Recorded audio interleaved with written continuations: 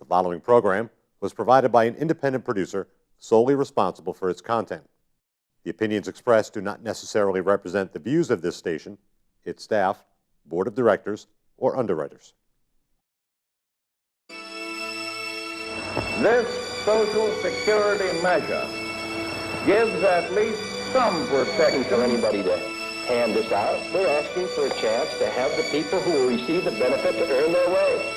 The same principle established under the Social Security system in this country. It is no longer acceptable to discuss women's rights as separate from human rights. I know we can come together to face down the challenges of our own time. Welcome back, everyone. This is Dave Tenza, Chair of the Nashua Democratic City Committee. We're continuing our series with our candidates of state representatives from here in Nashua, and we're very fortunate to be joined by the ladies of Ward 2 here in Nashua. We have Suzanne Harvey, Sue Newman, and Gloria Timmons. Welcome all. Thank you all very much for being here. Thank you. As you all know, this is your opportunity to introduce yourselves to the voters of Ward 2. Tell them a little bit about if you've served before, what your experience is, why you're running, and what you hope to work on if elected. So we're going to start with Suzanne Harvey. Suzanne, you're kind of the dean of this delegation on stage here, so we'll start with you. If you could tell the voters a little bit about yourself, your past political experience, and what you enjoy working on in Concord. Okay, thank you. Suzanne Harvey, Ward 2, and I am running for my 5th term. So I've served 8 years up in Concord at the State House and the House. And most of that time I've been on the Science, Technology, and Energy Committee. So that follows my big interest in renewable energy and making sure we get less and less dependent on fossil fuels and help our environment. So those are very important to me. And I'd like to stay on that committee, so I hope the voters will send me back. In addition, the things that I've done over the last couple of terms, some of the things I've been very proud of is I was the prime sponsor of the first bill for New Hampshire, the first law that made human trafficking a felony. And we worked very hard on that. I was the chairperson of the commission in the legislature that studied human trafficking, and out of that came the bill that ultimately became law. And now, the message that goes out to traffickers is you're not welcome in New Hampshire. And if you come here and try to traffic, you get caught, you'll be convicted as a felon. So I'm very proud of that. And then on the energy side, I was the prime sponsor of something called the Renewable Portfolio Standard, which over time mandates that we have more and more renewable energy, whether it's wind, solar, biomass, whatever. And I think that is good for everybody in our state. So those are some of the major issues I've worked on. Going forward for the next session, I hope to be a part of it because one of the things we have that's coming up that's very important is to make permanent the Medicaid expansion. We've got 50,000 Granite Staters who are currently on Medicaid expansion, and if that falls apart, they'll have nothing. And we can't do that. And we can't do that. We can't have people going to the emergency room again the way they used to. So people need coverage, and that's really, really important. Yeah, that is beginning to be a common theme here with a lot of the candidates that getting up there to help make Medicaid expansion permanent. Seems really important to people, and it seems like when folks are out there talking with voters, it's an issue that voters bring up as well. So hopefully you'll get back up to Concord to help get that done.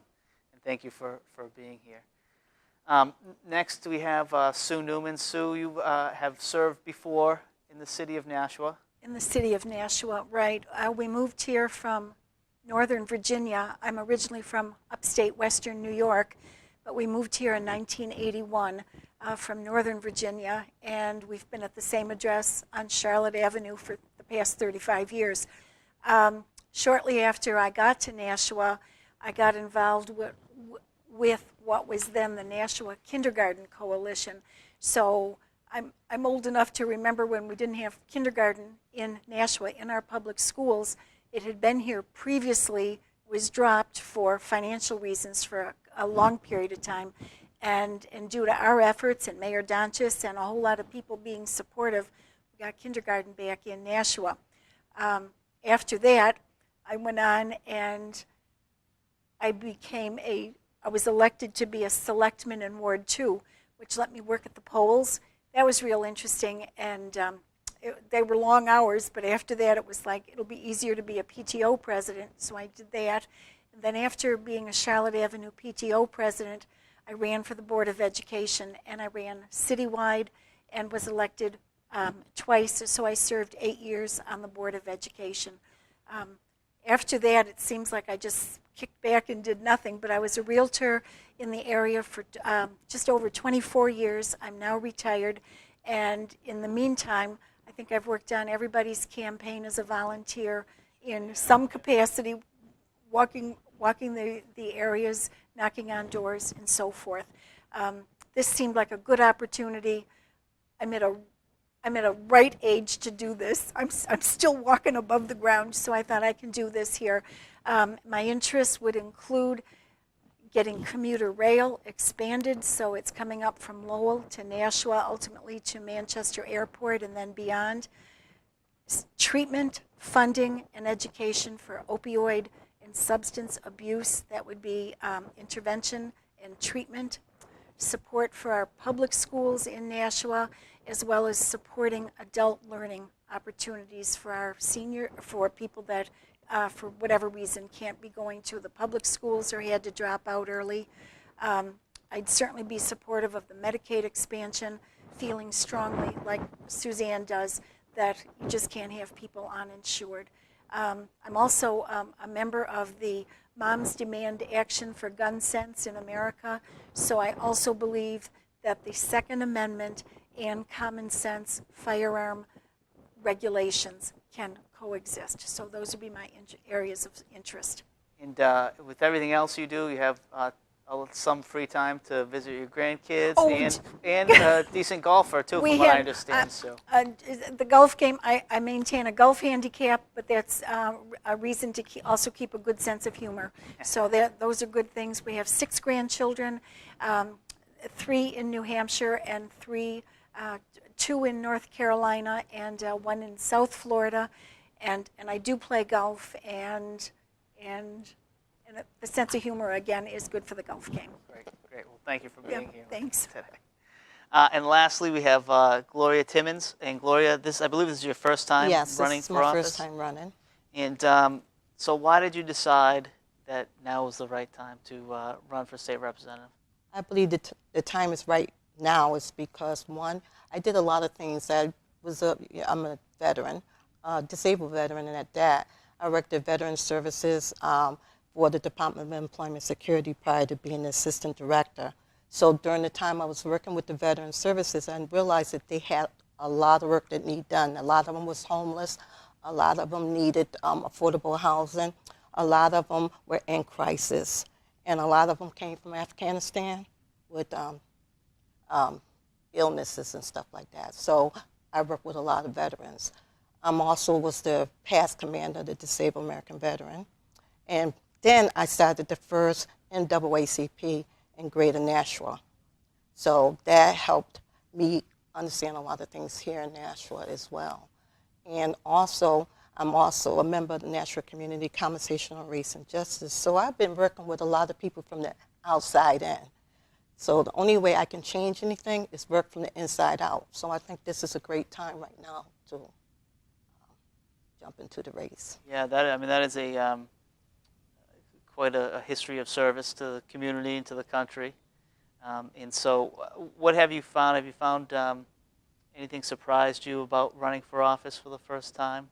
I thought I knew a lot of people here in Nashua because I've been here 26 years, and I do have 16 grandchildren, and they seem to know everyone. I thought I knew everyone, but I didn't. But when I started canvassing, I realized there's a lot of people here that I didn't know. So I started canvassing and meeting a lot of people that I didn't know before. So that helped me understand a lot of their angst and problems. So yeah, that's why I'm a little nervous. So It's okay. this is my first time yeah, doing this. So first yes. time on TV. Well, you're doing a great job. Doing a great job. And you're an Army veteran? Yes, I served in the Army 22 years. Oh, wow. And also I used to work for Colin Powell. Went into the military as a combat support air defense artillery. Matter of fact, I was one of the first females in air defense artillery. And after that, I changed MOSs, which is military occupational specialty, and went into administration. That's how I met Colin Powell and those people, General Waller, and I'm also a Desert Storm veteran, Cold War veteran at that. So veteran services is a big deal for me. So Yeah, as it should be. As it Yeah. should be for all of us. So thank you. Thank you for the work that you've done, your service, and everything. Is there any issues in particular? homelessness. Okay. Homelessness in the veteran services, opioid problems, mental health problems, sexual harassment problems. When I was in the military, I was sexually harassed.